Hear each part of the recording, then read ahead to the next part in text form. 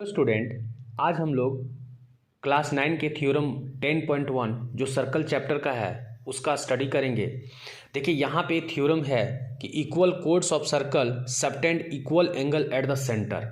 जैसे मान लेते हैं कि हम लोग का एक सर्कल है यहाँ पे, तो सर्कल में दो कोड जो है इक्वल है। कोड किसको बोलते हैं?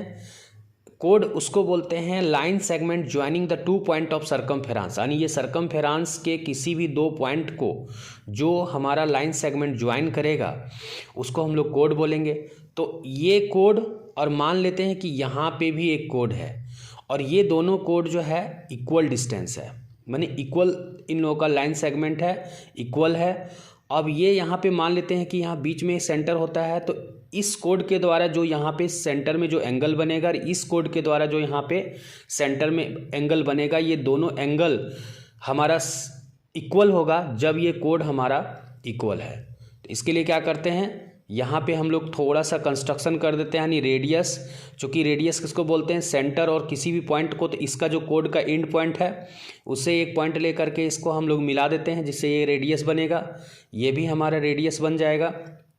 वहीं पर यहाँ पर भी इस पॉइंट को मिला देते हैं तो ये एक रेडियस बन जाएगा और ये भी एक रेडियस बनेगा। तो देखिए सबसे पहले हम लोग इसमें यहाँ पे लिखेंगे कि गिवन, क्या गिवन है कि मान लेते हैं ये सेंटर वो है, a circle with centre O which has, देखिए जो दिया हुआ है ना उसको लिखते हैं हम लोग सबसे पहले, which has equal code, equal code. अब मान लेते हैं ये इक्वल कोड यहाँ पे मान लेते हैं कि ए बी है और इसको हम लोग सी डी ही मान लेते हैं। तो इक्वल कोड A B and C D, ये तो हम लोग का दिया हुआ है। अब इसमें हम लोग को क्या प्रूफ करना है वो हम लोग लिखेंगे, टू प्रूव। देखिए प्रूफ ये करना है कि ये जो सेंटर से, ये इक्वल कोड से जो सेंटर पे एंगल बन रहा है, यानी एंगल हम लोग का प्रूफ करना है क्या? Angle A O B equal इस कोड से यहाँ जो एंगल बन रहा है एंगल सी ओ डी, ये दोनों इक्वल होगा, यही प्रूफ करना है। तो इसके लिए हम लोगों ने क्या किया था, सबसे पहले यहाँ कंस्ट्रक्शन किया था, तो इस कंस्ट्रक्शन को हम लोग दिखाएंगे। कंस्ट्रक्शन में हम लोग क्या किए हैं कि लाइन सेगमेंट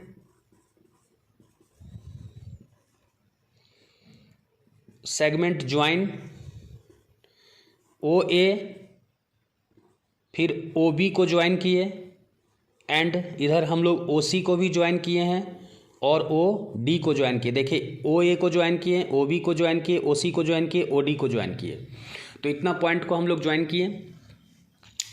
अब यहाँ पे हम लोग प्रूफ लिखेंगे।